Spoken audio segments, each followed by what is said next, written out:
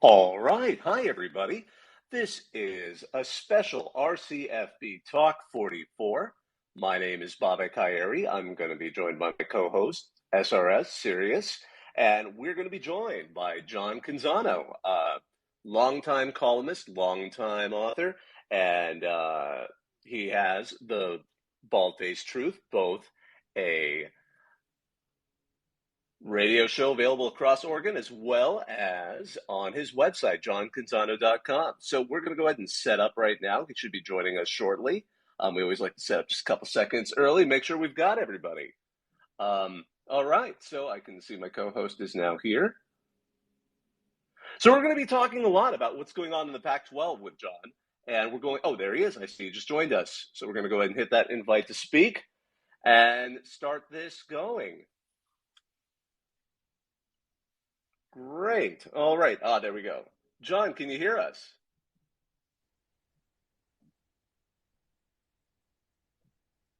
Oh, it's a little tricky. I know this is your first one doing it. So just go ahead Thank you for having me. I appreciate it, man. Awesome. Great. And Sirius, you're here too, right? I am, and everything is working as it's supposed to be for once. I know we wanted to first say I guess it's almost a 1-year anniversary of the departure of Larry Scott. I don't know if that deserves some kind of celebration, but we thought we'd note it. Yeah, I think it's worth celebrating. I mean, I think the path that the Pac-12 finds itself on right now, it started with Larry Scott and some bad decisions, bad leadership that led the Pac-12 to a position where they lost the LA schools. So, yes, let's celebrate that. So you have obviously you're based in Oregon. What is a general mood and feeling of Oregon and Oregon State fans as the Pac-12 moves forward with this new reality that the LA schools are out in 2 years? What is the feeling as things move forward? Yeah, I think it's one of the interesting things about the Pac-12 is just how different every campus is. Different markets, different motivations. Like even in the state of Oregon, for years, Oregon State operated with the goal of simply being bowl eligible every year. That was their model. Get bowl eligible, renew a bunch of season tickets. That worked for Oregon State. And we all know Oregon was trying to win nationally and had a national brand and appeared in the national championship game twice in the last 11 years. So we've got two very different universities. So at Oregon, I think there was a real urgency when UCLA and USC left. There was an urgency for Oregon to try to tailgate behind those two right into the Big Ten or land in the SEC. I had one prominent Oregon official tell me that Phil Knight did not pour all that money into Oregon to end up in the minor leagues. And essentially that's what it was looking like right away. And so I think there was a lot of urgency and a lot of focus at Oregon. But Oregon State was doing, I think, what some of the other Pac-12 members were doing. Washington State and Oregon State in particular, I think, were the most vulnerable because they were not going to be invited under any scenario into the SEC or the Big Ten. And they began to, I think, fear that the Mountain West or something like that would be where they end up. And so I think we have very different agendas, even within the conference. And I find that really interesting. You mentioned Phil Knight. What do you think his position, his role is in all of this? Is he set to be kind of a little bit of a kingmaker for, the remnants of the Pac-12? Or is he just kind of, he's there, he's got a lot of money, but, he's just throwing it all at Oregon, and that's kind of where his involvement ends? Well, over the years, it's interesting. We all associate him with Oregon, but he's been heavily involved at Stanford because he got his MBA at Stanford and he cares about Stanford. He has even reached out to other Pac-12 schools when they find themselves in crisis to help bail them out. And he did that with Oregon State in 2009 when Pat Casey, the baseball coach at Oregon State, was being lured by Notre Dame and big money at Notre Dame. Phil Knight reached out to Oregon State and he said, what do you need to help keep him there? And he paid Pat Casey's salary. He paid that difference and made that donation and wanted it real quiet, but it got out. And so I think he's a legacy guy, grew up in Portland, went to the University of Oregon, made his fortune there. He headquartered his company in Beaverton. Obviously, the Blazers we saw recently, he made a written offer for the Blazers. At 84 years old, it's not because he wants to own an NBA team. I think it's because he cares very deeply about legacy. He cares about the region. And so for those reasons, I do think he's involved here, and I think he's a player here. And, I was told he was working on something behind the scenes very early. And his relationship with ESPN is interesting. You see the Phil Knight Invitational. They're an ESPN partner. He has, I don't think he could direct ESPN on what to do, but he's got some juice there and he's got some clout. And it's why I think ESPN has emerged in part as the likely partner for the Pac-12. And I had one AD in the conference tell me that even if it's just rhetoric, even if it's just Phil Knight saying, hey, keep the Pac-12 together, or talking to the TV partners, even if it's not his money, there's value in it because it's Phil Knight. We had Scott Bell on last night. He was kind of talking about Michigan football. And of course, there was some overlap there with Oregon because Oregon just recently got the commit from Dante Moore, who was, coming from Detroit. And part of the things that Scott mentioned that kind of influenced him, was the fact that, Nike and Phil Knight are involved. And that always helps now that we're in the NIL space. So shifting gears just slightly on this, how big of a player is that going to be for Oregon, especially as they're trying to, solidify their standing and everything right now and get ready for whatever comes next? The fact that they do have that kind of backing when it comes to this new evolving NIL space. Yeah, I think it helps. I think, the bigger thing is, if you are a university that happens to sit in a powerful television market, that trumps everything right now. It's why people are talking about SMU, little old SMU, as a potential partner for the Pac-12 maybe down the road. I mean, it's not because SMU brings anything other than the Dallas-Fort Worth TV market, but NIL and everything that we've seen in the last 5 years in college athletics is all left these universities desperately seeking new revenue, desperate to align themselves. I mean, I think it caused the formation of what we currently see as the Big Ten and the SEC, in part because those universities were all just chasing revenue and trying to matter. But I think Oregon and Washington, and maybe to some extent Arizona State, now hold an unusual amount of clout within the Pac-12 conference. And I think in Washington and in Arizona State's case, it's the Phoenix and Seattle TV markets that the Pac-12 absolutely has to keep.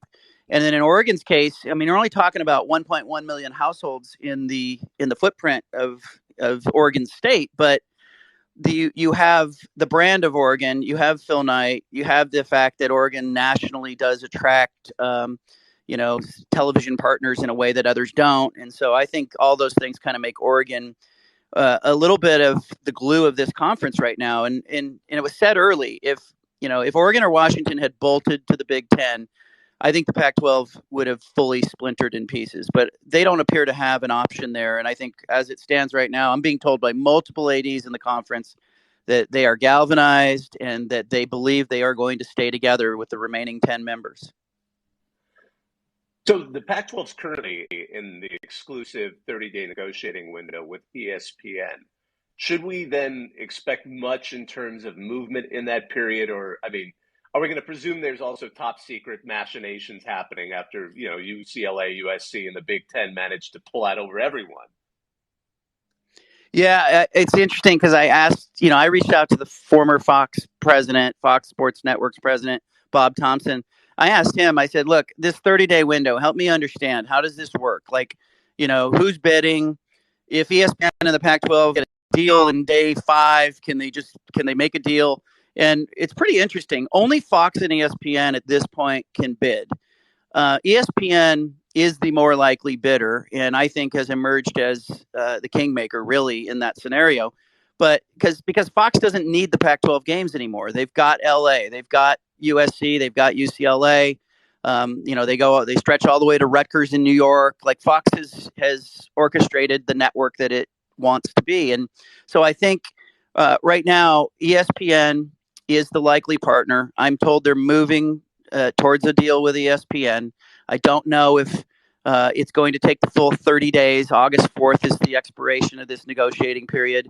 But if ESPN and the Pac-12 come to an agreement, Fox still has the right to either waive their rights or make a counteroffer. So I really think it's interesting to note if we get a deal early, it means that Fox is playing nice, and Fox is just going to go, "Hey, we're not interested. You guys go ahead," because it's really not in Fox's interest to help ESPN and the Pac-12 appear to get some footing here. They're competitors, but I would expect that ESPN's going to have the best deal. I think they're going to partner the Pac-12 in a partnership that adds some value to the ACC. I think you'll see the restless members of the ACC, like Miami and Clemson in particular, and maybe Florida State, get some additional payday because of the way they're going to structure this thing. But I'm told that's the direction they're heading. Does that mean that we're going to see an actual Pac-12 network beyond this little weird amalgamation that never has been very viable? Kind of like what we've seen ESPN do with the ACC network? Yeah, I believe that the ACC network would replace the Pac-12 network. I think they'd rename it. But all the content, the Olympic sports, everything you've seen, kind of that hodgepodge of stuff that's on the Pac-12 network, I think would be a new production. And, and that's not going to wow a lot of people. But the part of the partnership that I really like is, I'm being told that what they're talking about is, those traditional non-conference games that you see in the early part of the year that the Pac-12 teams play, replacing some of those games with crossover games with the ACC. So you get Mario Cristobal in Miami coming to Autzen Stadium to play Oregon, and you get Florida State at Utah, and you get Clemson going to Washington, and then at the end of the season, in that traditional week before the playoff teams are selected, where the title games are being held, instead of title games, you get a crossover game with the ACC champion. Let's say it's Clemson playing Utah, the Pac-12 champion, in Vegas. And the second place team, let's say it's Oregon in the Pac-12, playing Miami in Vegas. And the design of that is twofold. One, the programs themselves get another chance to get a quality win in front of the playoff committee. But two, and more importantly, probably for what we're talking about, ESPN gets two more games that it can monetize and probably do it at a high level. And it sprinkles that money across the ACC and the Pac-12, and everybody now views that partnership potentially as the third option in college football. John, I know you've touched on this in your writings, and I do enjoy johncanzano.com, and I mentioned it at the beginning of the half hour, and I wanted to mention it again. But does ESPN have an incentive to lowball the Pac-12 in these negotiations? Yeah, there could be, because if you're ESPN, you realize that you've got the leverage here. The only thing I think keeping ESPN honest is the fact that the ACC is so restless, and I think it really is motivated to make those members happy. But yeah, if you're ESPN, you could lowball the Pac-12 here, which I think would trigger especially Arizona State. I think they are the one sort of squirrely university that they're sitting in Phoenix. They now understand, like everybody else, that media markets matter more than anything. And so they're potentially going, look, we're sitting in a media market that is good for 2.1 million households. We want more than a one share. And by the way, we just got lowballed by ESPN. We might take our media market to the Big 12. And I think that scenario, ESPN could potentially implode the Pac-12 by lowballing the Pac-12, causing Arizona State to break away, which I think would cause Arizona, Colorado, and Utah to become potential candidates for the Big 12. And in that scenario, ESPN then turns to the Big 12 and says, look, we want to do business with you.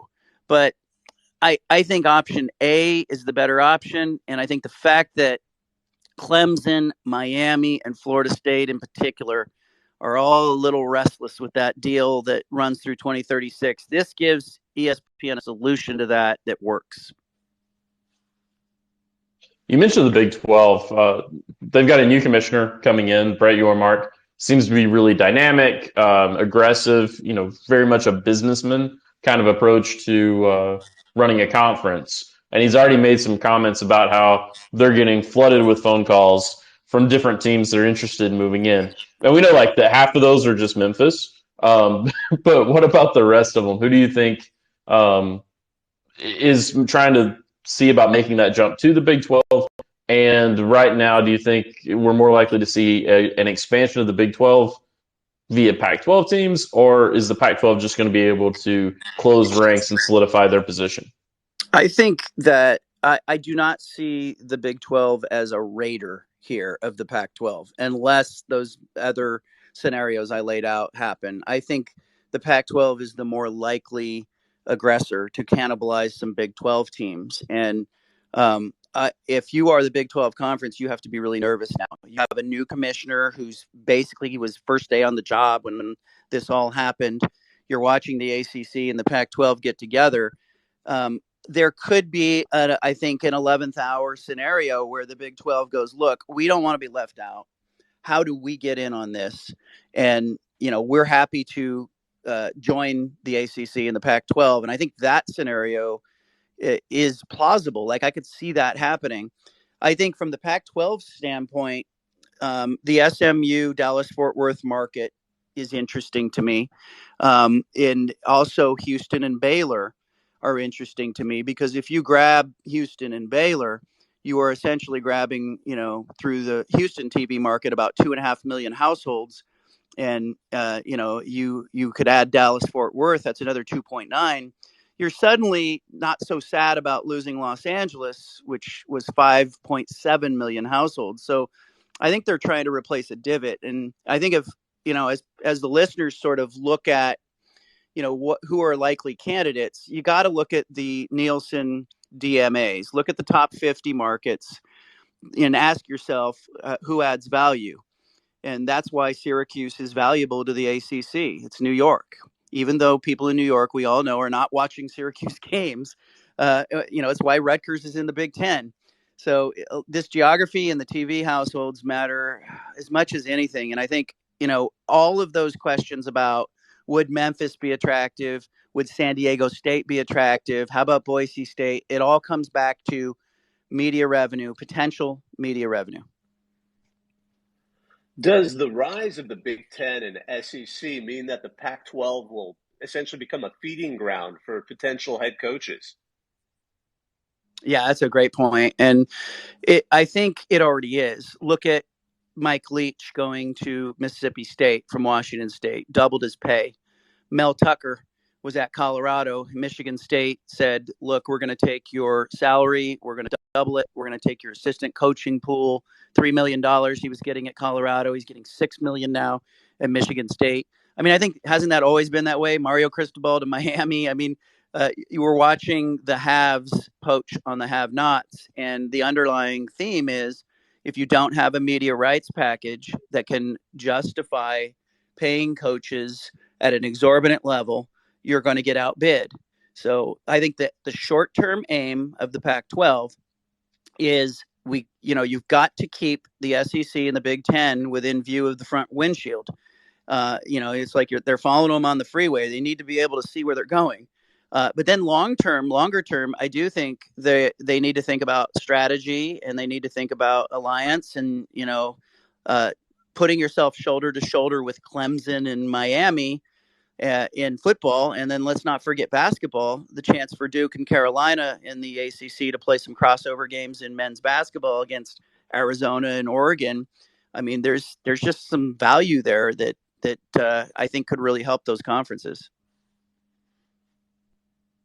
Shifting gears a little bit, you reported on the University of California Regents and their meetings and some of the interplay there. Do you mind walking us through like what the actual potential meetings are in terms of the where UCLA is going, if they can actually stop them going to the Big Ten, and then how that's going to impact Cal as a follow-up? Yeah, and I thought John Wilner did a really good job yesterday breaking that story. The UC Board of Regents, they're going to meet next week. They're going to discuss UCLA's move to the Big Ten. That move has the potential to adversely affect, other members of that UC system. So there's a lot wrapped up in it. we all noted that the paperwork for this meeting included the word litigation, and we all maybe I know I did. I took it to mean like, oh, are they going to sue? Are they going to sue UCLA? I'm told no, that the reason they include that is because they want to take that meeting private. It allows them to not have to have that be a public discussion. The board of directors for the UC system, they're not going to sue UCLA. That would be like the board of directors at Apple suing Apple. But could they stop UCLA from leaving? Probably not, because ultimately the question that needs to be answered is this in the best interest of the UC system? UCLA is part of that. They're going to get $75 million a year under the Big Ten's media deal. And I think UCLA's argument is, hey, this solves our debt problem. This is good for our university. I think there'll be some discussion about whether travel is good and some ancillary things. But, the bigger issue is, I was told by a former state senator in Washington who reached out to me that he thinks that the bondholders of the Cal University debt may have the stronger legal case, because if this UCLA decision affects their credit worthiness or their bond value, they might be able to get an injunction to stop UCLA. But I think that's all stuff that isn't going to affect college football fans. And in the end, I think UCLA is able to get out of there. I think it may just be the case of the regents of the UC system covering their butts here. I thought that was a fascinating point. I mean, I'm an attorney by profession, and I thought that was a great point. The idea of just saying potential litigation, suddenly you have a private meeting and you have every excuse not to share the content of it with the media or anything like that. Although it would be funny to see the to see the UC system demand that the Big Ten, if you take UCLA, you have to take UC Merced. We're 10 fine universities in Merced. But anyway, I know, Cerise, you had a question you wanted to ask. Oh, that's just cold-blooded to UC Merced. Well, and also to the Big Ten if they had to take them. We already have Chicago. Why do we need another one that's not as good?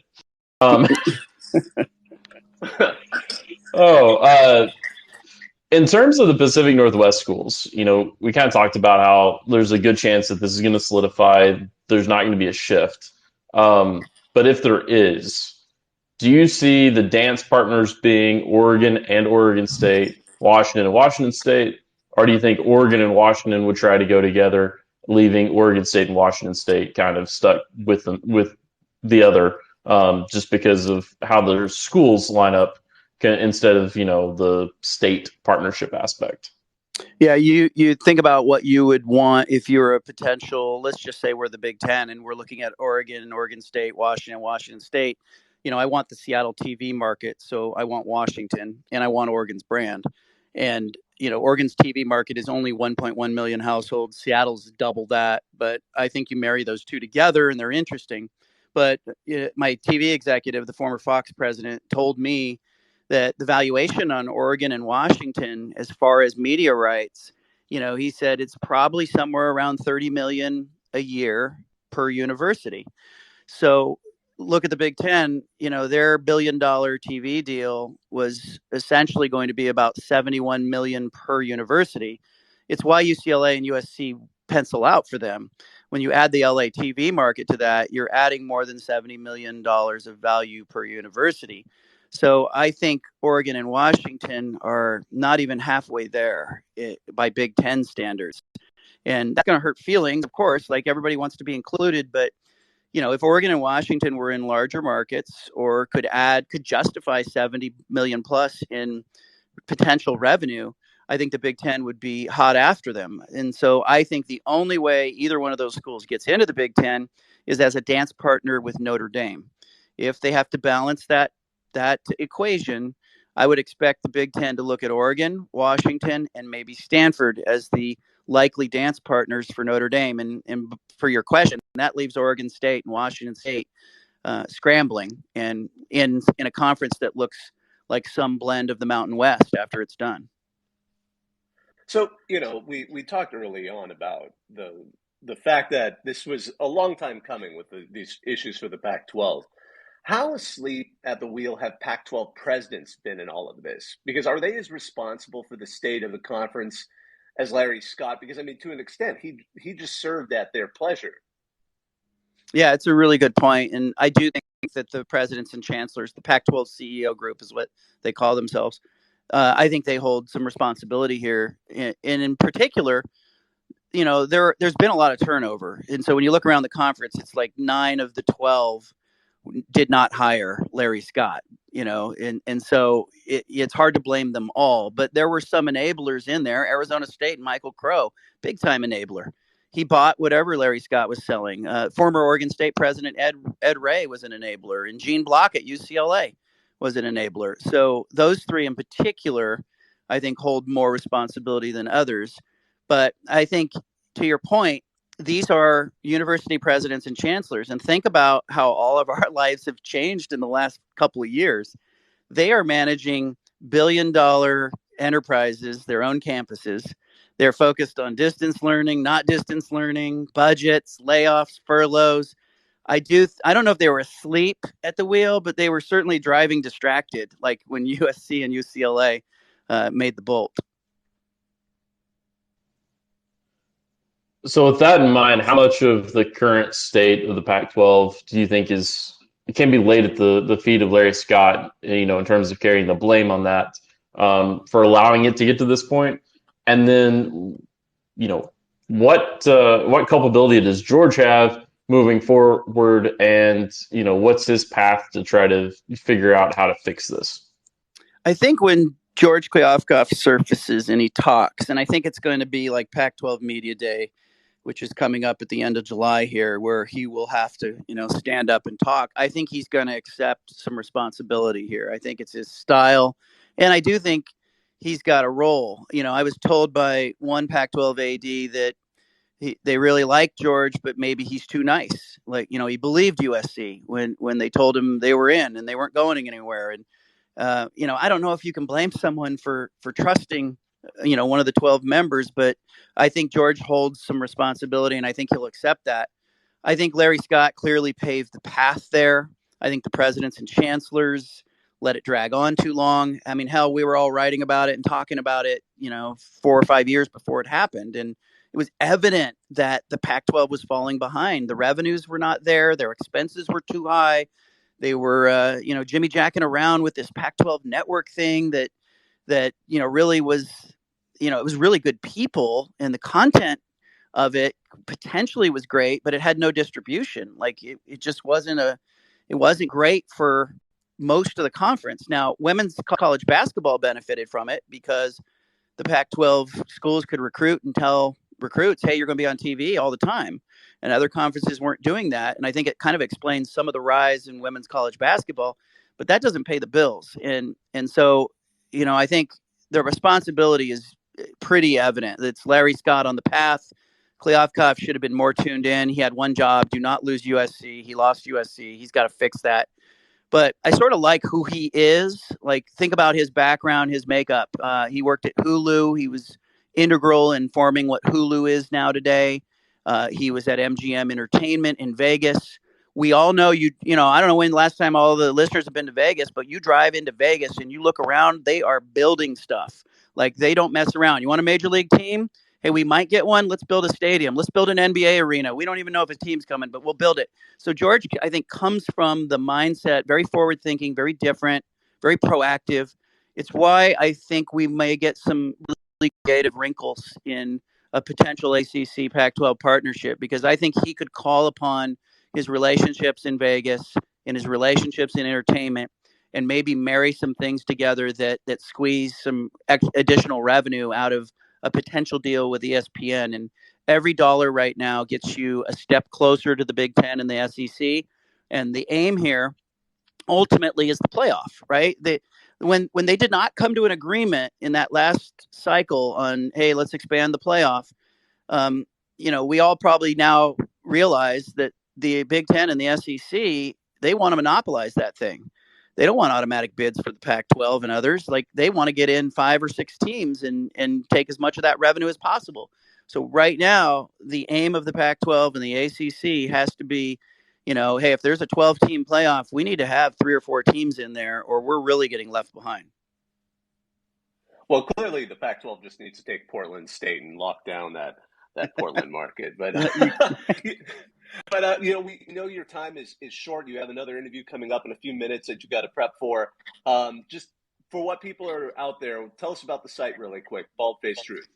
Yeah, I went rogue. I went out on my own. I've worked at 6 different newspapers, covered a whole bunch of things, and I was a beat reporter. I covered Bobby Knight eons ago and Jerry Tarkanian, and I was writing columns for 20 years here, and ultimately just decided I wanted to do something different, something new, and wake up and write what I want to write, and travel where I want to travel, and tell the stories I want to tell. And so I started johncanzano.com, and literally have been blown away by the people who subscribe. There's free subscriptions, there's paid subscriptions. I just tell people, get what works for you. But it really just allows me to wake up every day and write the stuff I care about. And man, I found my joy again. And I think anybody who has gone through anything in the pandemic where you've made a change and and discovered something new, I really I'm having a lot of fun with it. So if people want to go to johncanzano.com, you can see what I've been doing. Well, thank you so much, John. We really appreciate you joining us this morning. And thanks to all of you out there from Sirius and me. It's always good to have you all around. That was our CFB Talk 44. We had John Canzano on. It will be automatically recorded, so if you missed the beginning of it, this link will turn into a recording for the next 30 days. So thanks, everyone. We hope you all have a great day. Take care.